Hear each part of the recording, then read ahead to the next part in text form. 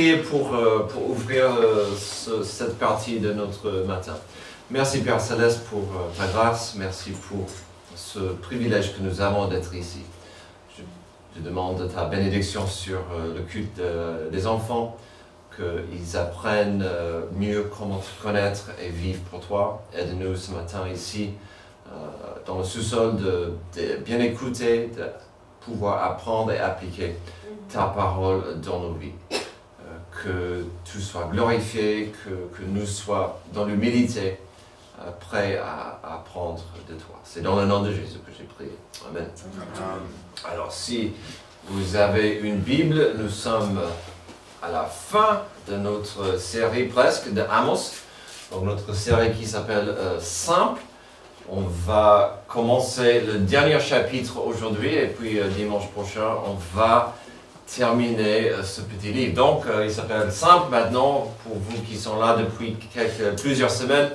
C'est simple parce que déjà Amos était un homme très très simple. Il était un jardinier et un berger. Donc, Dieu l'a appelé pour devenir porte-parole, pour devenir prophète, mais à la base, il n'était pas vraiment formé pour le faire. Donc, et ça se voit parfois dans sa franchise, l'honnêteté de ses messages. Et puis le message de Dieu était aussi simple, c'était tout à fait, pendant les 5 premiers chapitres, c'était « Répentez-vous, le jugement vient à cause de tous ces crimes, tous ces problèmes que vous avez commis. » La plupart étaient vraiment, ils ont oublié Dieu, et puis ils glorifiaient l'argent et l'idolâtrie. Et donc, voilà. Aujourd'hui, on va commencer, comme j'ai dit, le chapitre 9. Pour son tout dernier message, que pouvait Dieu dire? Que devait Dieu communiquer à son peuple réfractaire? Comme nous avons vu, depuis le chapitre 6, et c'est important à constater, depuis le chapitre 6, Israël a franchi la ligne rouge de Dieu. Ils sont allés trop loin et leur jugement était inévitable. Parfois, c'est un peu triste, parfois drôle de voir des parents qui disent non à l'enfant sans le moindre intérêt et patient de dire en fait non veut dire non. Et la ligne continue.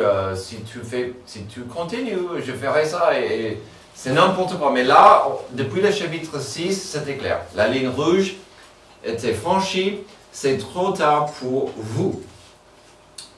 Et donc, que pouvons-nous attendre pour cette dernière proclamation? Je vais vous donner un indice, ça ne me plaît pas. Nous verrons des paroles, des messages, des mots liés à la justice de Dieu qui est inévitable. Donc ce mot inévitable, c'est vraiment le mot du jour.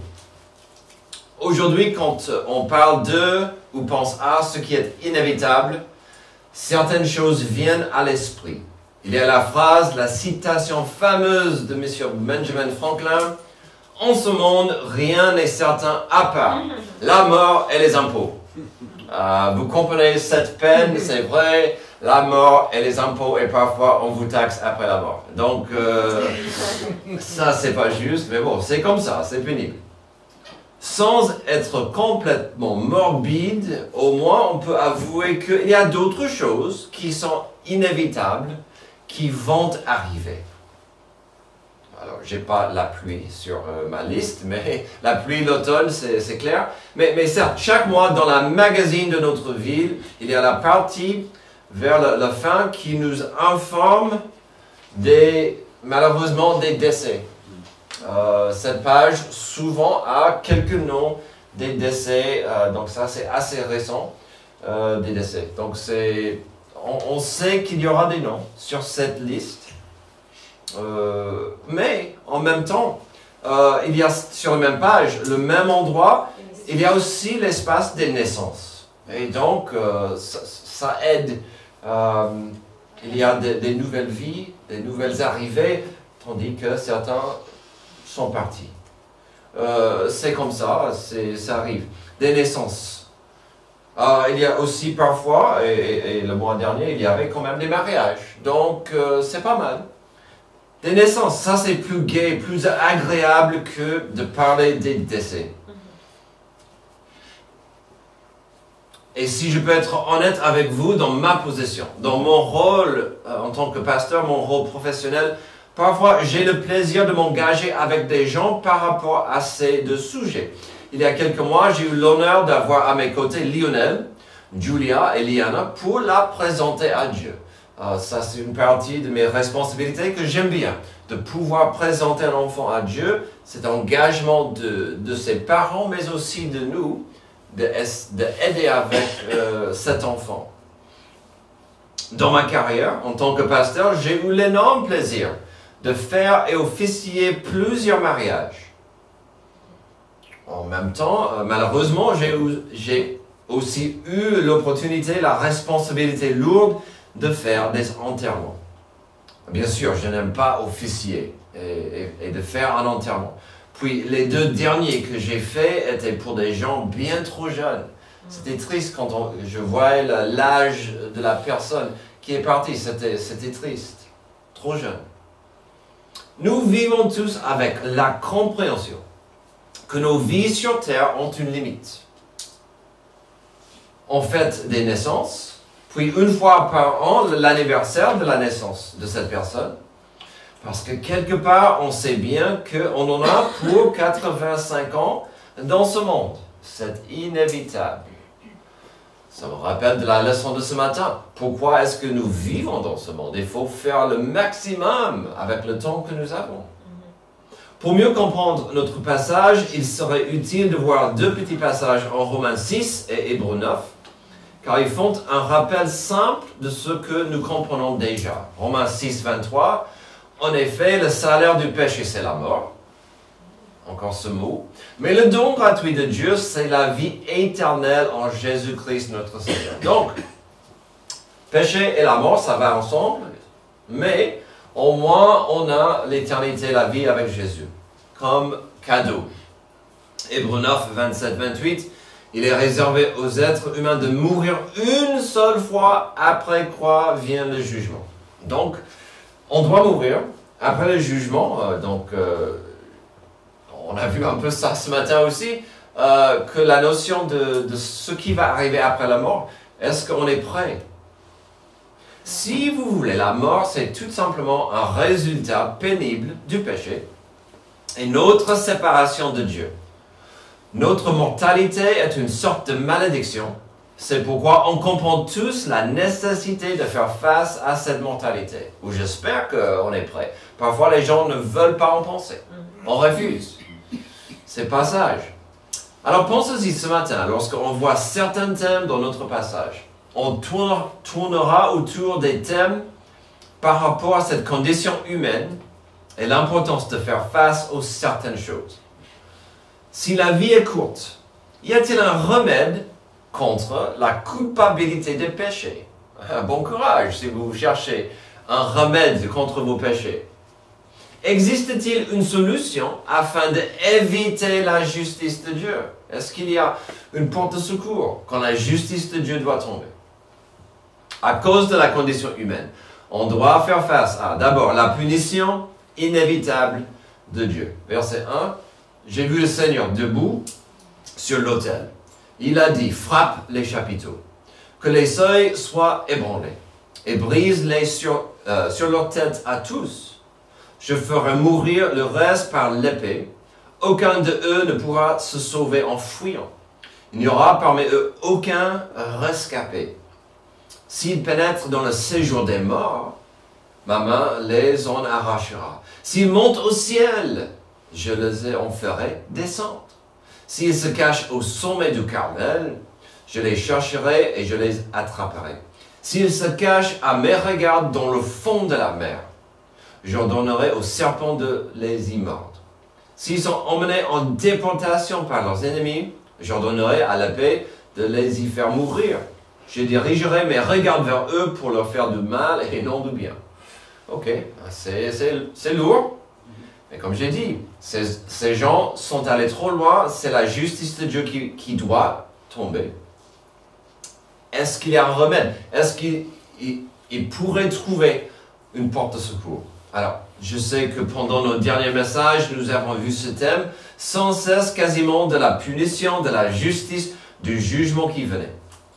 Mais n'oublions pas qu'aujourd'hui, c'est lié directement à la mort. Donc, vraiment, c'est la mort en vue. Donc, voyons des exemples des gens qui vont essayer d'échapper à la mort. Pour ce dernier message dans notre livre, pour ce jugement final, n'est-ce pas intéressant de voir que Dieu commence avec cette première punition qui touchera dans un premier temps dans un lieu de culte. Il dit dans le verset 1, le verset 2, « Je vais anéantir ce tabernacle, ce culte. » On a vu que les 10 tribus au nord, le roi a construit 2 endroits pour les cultes. Et il a inventé un mélange de judaïsme avec des religions autour. Il y avait 2 endroits de culte, 2 sanctuaires, 2 temples, où on pouvait venir faire des sacrifices et des choses Et il a fait pour plaire aux gens. Mais c'était des faux lieux de culte. Et Dieu dit, je commence là. Je vais frapper ces lieux. Et puis ces gens trouvaient une attitude d'orgueil. Bon, Dieu est en train de nous bénir et je vais au culte, je vais au tabernacle. Donc, je n'ai pas besoin de me repentir parce que Dieu est en train de nous bénir. Après cette déclaration de la punition finale et mortelle de Dieu, à ceux qui tenaient si fort à leur idolâtrie et à cette religion, le passage prend une direction assez précise.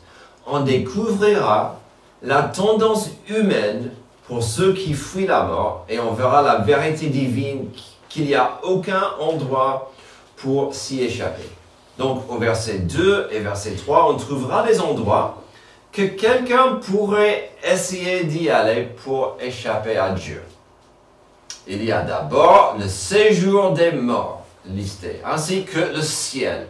2 endroits intéressants parce que il y a 2 façons de voir ou interpréter cette image. Dans le langage originel, on a le séjour des morts. Ça pourrait être tout simplement des endroits souterrains. Je vais creuser entre eux une caverne pour me cacher, ou ça pourrait être vraiment où on met les morts. Ou l'enfer. On pourrait dire, je vais me cacher de Dieu en enfer. Ok, c'est possible, mais donc les 2 sont en jeu. Même chose pour le ciel. Alors, il pourrait essayer de se cacher dans le ciel. Ça, soit c'est le ciel bleu, ou gris, ou dans l'espace, mais on ne peut pas cacher de Dieu dans son ciel. Donc, il y avait tout ça en jeu, et il dit non, peu importe. Vous pouvez essayer de creuser, vous pouvez essayer de monter au ciel, dans les nuages. Vous ne pouvez pas se cacher de la justice de Dieu. Ensuite, Dieu insiste sur l'impossibilité de se cacher de lui et de sa justice dans d'autres extrémités de la terre. Que ça soit au sommet d'une montagne, donc il a parlé de Carmel, c'était la montagne la plus haute, le plus impressionnante dans le nord, ou au fond de l'océan. Le souverain, le créateur n'aura aucun problème à rendre sa justice, peu importe le lieu choisi par la personne qui fuit. Et donc dans son message, Dieu va aussi loin que de dire que même l'exil ne serait pas dans un lieu ou un état pour s'échapper à la mort.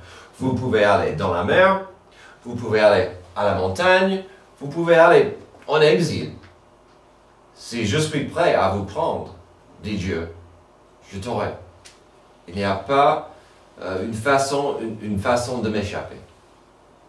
Avant de passer à notre 2e point, permettez-moi de vous rappeler que ce n'est pas mon désir de vous déprimer ou vous décourager. Je sais que je dis ça souvent. Si notre premier passage vous semble très négatif, je vous dirai ceci. Ce n'est pas le seul passage dans la Bible qui parle dans ces termes. Heureusement, dans le psaume 139, on peut trouver un langage quasiment identique. Le psaume 139, 7 à 10. Où pourrais-je aller loin de ton esprit? Où pourrais-je fuir loin de ta présence? Si je monte où? Au ciel, tu es là. Si je me couche au séjour des morts, te voilà. Si je prends les ailes de l'aurore pour habiter à l'extrémité de la mer, là aussi ta main me conduira, ta main droite m'empoignera. Heureusement, la différence entre les deux est claire. Le psalmiste se réjouit tout au long de ce psaume d'avoir compris sa raison d'être. J'aime bien des parallèles, mais le psalmiste dit, Dieu est mon ami. Même si je voulais m'éloigner de lui, je ne pourrais pas. Je comprends que Dieu est là pour moi. Je ne pourrais pas m'échapper de lui. Et ça ne m'intéresse pas. Mais Dieu est si bon, il est si grand que je n'ai pas envie d'essayer de m'éloigner de Dieu. Même si je voulais. Et donc la différence est claire. Il y a la relation d'amour avec Dieu, en psaume 139, ou en Amos 9. C'est vraiment une catastrophe. Donc, voici la différence quand on comprend notre raison d'être dans une relation de paix et amitié avec Dieu. Deuxième chose, à cause de la condition humaine, on doit faire face à la présence inévitable de Dieu. Verset 5, le Seigneur, l'Éternel, le Maître de l'univers, touche la terre et elle tremble. Et tous ses habitants sont dans le deuil. Elle se soulève toute entière comme le Nil, et elle s'affaisse comme le fleuve d'Égypte. Il a construit son palais dans le ciel et fondé sa voûte sur la terre. Il appelle l'eau de la mer et la verse à la surface de la terre. L'Éternel est son nom. L'Éternel est son nom. J'aime bien comment il termine ce petit passage parce qu'il dit, vous pensez connaître Dieu, mais vous louez d'autres dieux. Vous comprenez, vous pensez que vous connaissez Dieu, mais c'est l'Éternel qui vient vers vous avec sa justice. L'Éternel est son nom. On vient de voir la punition inévitable de Dieu. Alors, le pivot ici est léger, mais là, si on a commencé avec la capacité d'envoyer sa justice partout, où les gens fuyaient, ici on verra l'importance de la présence de Dieu, surtout Dieu le Créateur. Il est le maître de l'univers. Si Dieu veut que la terre tremble, ça dit, il n'a que la toucher. Il est le maître de l'univers. S'il veut que nous ayons un rappel de sa présence, il n'a que commencer à gérer, contrôler, maîtriser les eaux de la terre. Et par contre, c'est ce que le Créateur fait chaque jour.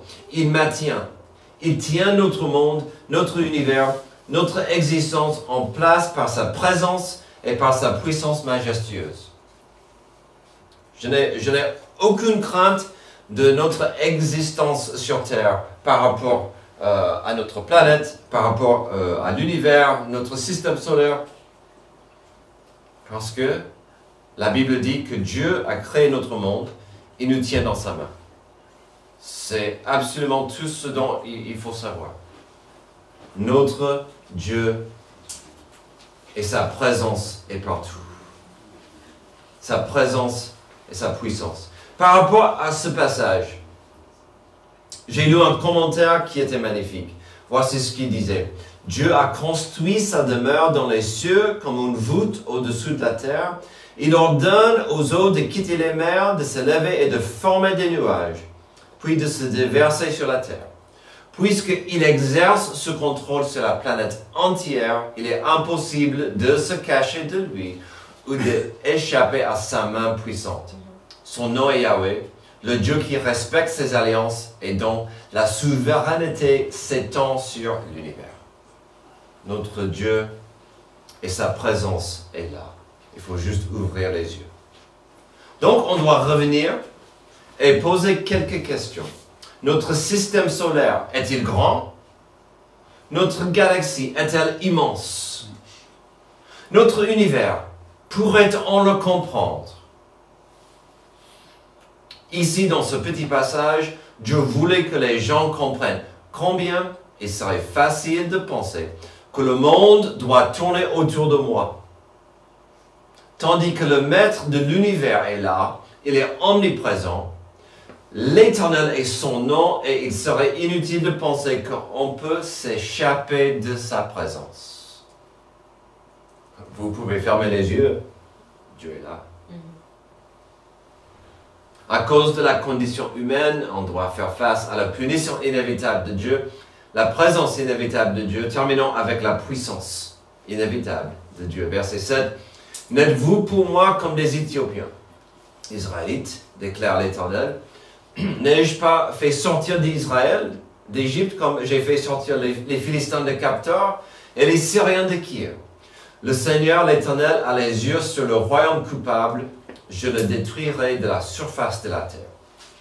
Alors, certes, nos deux premiers points nécessitent la puissance de Dieu. Donc, tout ce passage va parler de sa puissance. Mais ici, on verra combien la puissance de notre Dieu souverain est inévitable. Et que dit Dieu ici au verset 7 et 8? Dieu explique et fait un rappel que dans le passé, il était souverain envers des peuples étrangers. Le peuple de l'Éthiopie, par exemple, représentait pour Israël des gens de l'autre bout du monde. On ne pouvait pas trouver quelqu'un plus loin que les Éthiopiens. Ok. Mais pour eux, dans la culture, ce n'était pas juste une distance géographique. Pour eux, ils disaient, puisqu'ils sont si loin, Dieu, en fait, les a mis à l'autre bout du monde parce qu'il a un peu rejeté ces gens. Donc, il y avait dans la culture une distance physique et spirituelle pour les Éthiopiens. Faites attention à ce que vous dites sur les Éthiopiens, d'accord? Ok, voilà, donc, mais c'était... Et Dieu dit, je vous vois comme eux. C'est que ma grâce qui est la différence entre vous et un peuple étranger. Absolument que ma présence, ma grâce, ma puissance. Donc cette phrase devait être un gifle d'entendre Dieu dire, bah, vous êtes pour moi aujourd'hui comme ce peuple, que vous considérez rejeté et trop loin. Ensuite, Dieu a expliqué par rapport aux Philistins et des Syriens que c'était sa main, sa puissance, sa volonté d'intervenir et déplacer des peuples. C'est un peu choquant ça. Ah, c'était Dieu qui était derrière ça. Il a fait pour Israël en Égypte, il a fait pour d'autres gens. Sa puissance est inévitable. Sa souveraineté est une réalité. Et on dit ça, le message continue. Et enfin, notre message d'aujourd'hui contient un peu d'espoir. Comme j'ai dit pendant les deux derniers messages, ce jugement lourd, cette justice pénible ne s'agit pas de la destruction totale. Ça continue. Au verset 8, toutefois, ce n'est pas entièrement que je détruirai la famille de Jacob, déclare l'Éternel. Car je donnerai mes ordres et je secourrai la communauté d'Israël parmi toutes les nations, comme on secoue avec le crible, sans qu'il tombe à terre un seul grain. Tous les pécheurs de mon peuple mourront par l'épée. Ceux qui disent le malheur n'approchera pas, il ne nous attendra pas. Oui, le peuple et son identité nationale allaient prendre un coup brutal et violent par la puissante main de Dieu. Nous avons vu dans des chapitres précédents combien c'était mérité. Oui, Israël allait payer en tant que nation car elle a brisé sans cesse son alliance avec l'Éternel. Mais Dieu dit des choses ici très encourageantes et assez réconfortantes. Déjà, à la fin du verset 8, ce n'est pas une destruction totale du peuple. Il le dit. Et ça, c'est encourageant. Ce n'est pas une destruction. Ce n'est pas... Je ne cherche pas à vous anéantir. Et en plus, nous voyons enfin une trace de quelque chose que nous n'avons pas trop vu jusqu'ici dans les pages de Amos. Au verset 9, on trouve de la miséricorde pour ceux qui restent fidèles à Dieu.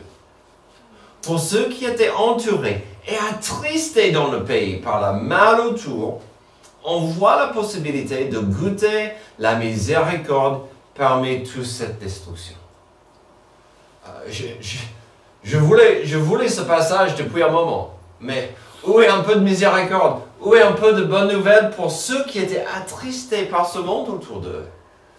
Il y en a.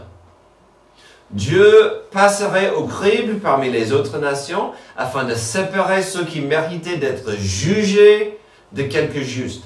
Il laisserait passer les justes, le vrai blé, mais retiendrait les injustes. Et donc le verset 9 ainsi que notre passage se termine comme il a commencé, avec la mort, la fin, la punition des injustes, mais quand même ça se termine aussi avec une trace d'espérance. Malgré la justice, la miséricorde de Dieu sera disponible. Ça, c'est mon Dieu. L'Éternel, c'est son nom. Un Dieu de justice, mais aussi, heureusement, un Dieu patient, un Dieu de miséricorde. Alors encore, nous arrivons vers la fin d'un message avec l'impression que le ciel lui tombe sur la tête. On a encore un passage déprimant, décourageant, pas très fun.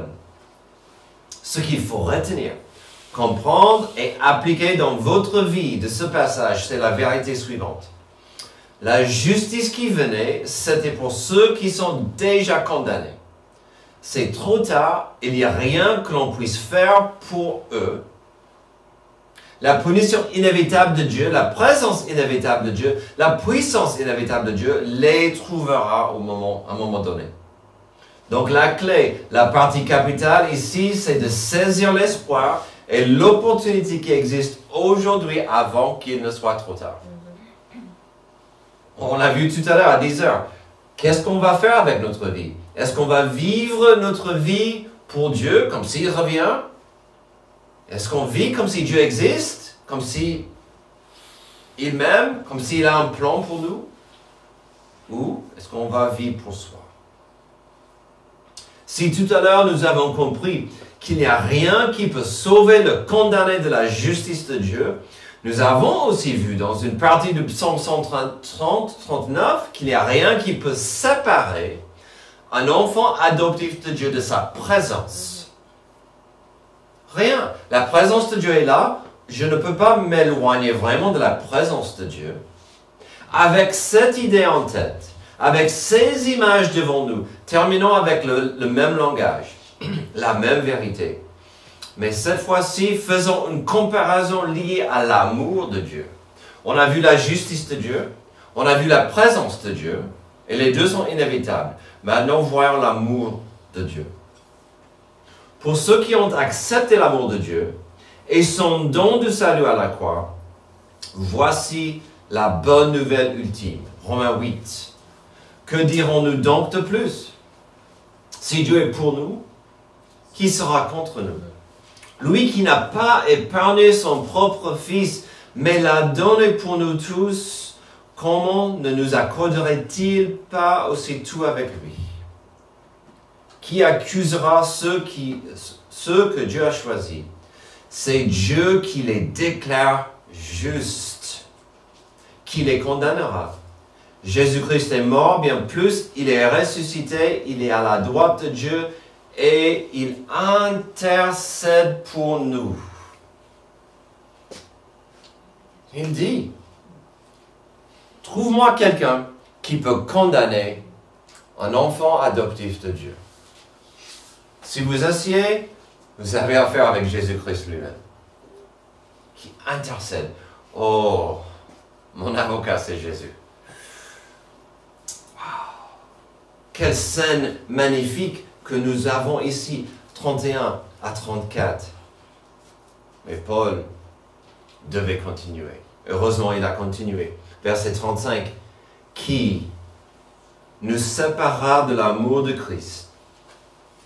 Sera la détresse, l'angoisse, la persécution, la faim, le dénuement, le danger ou l'épée?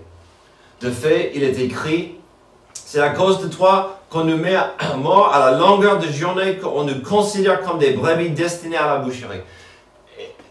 Et ne vous trompez pas, il n'a pas dit qu'on est épargné de ces choses. On aura des problèmes, on aura des épées, on aura des soucis. Ces choses ne peuvent pas nous séparer de l'amour de Dieu. Au contraire, dans tout cela, nous sommes plus que vainqueurs grâce à celui qui nous a aimés. Je suis un vainqueur. Pas parce que je suis beau, ou fort, ou intelligent.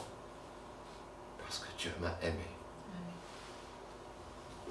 En effet, j'ai l'assurance que ni la mort, ni la vie, ni les anges, ni les dominations, ni le présent, ni l'avenir, ni les puissances, ni... Oh, ce langage est revenu. Ni l'auteur, ni la profondeur, ni aucune autre créature ne pourra nous séparer de l'amour de Dieu manifesté en Jésus-Christ notre Seigneur. Si Amos 9 est lourd, si le message simple d'Amos est lourd, nous avons ça qui nous encourage, qui nous fortifie, qui nous exhorte. On peut continuer, on doit manifester, on doit partager et on doit vivre chaque jour dans cette vérité. On doit choisir de vivre chaque jour dans cette vérité. Merci Dieu pour ce passage qui nous rappelle que ta justice est inévitable. Ta puissance est magnifique, ta présence est partout. Mais ton amour nous couvre. Aide-nous à chaque jour reconnaître la nécessité, le besoin d'être soumis à toi, à ton Esprit Saint, à ta parole, et de rester sous l'abri de ton amour. Il serait facile de errer, il serait facile de tourner le dos à toi. Mais merci pour cet amour, ce réconfort, cet amour puissant qui nous rappelle à toi. Guide-nous aujourd'hui. C'est dans le nom de Jésus que j'ai prié. Amen. Levez-vous pour notre dernière chose.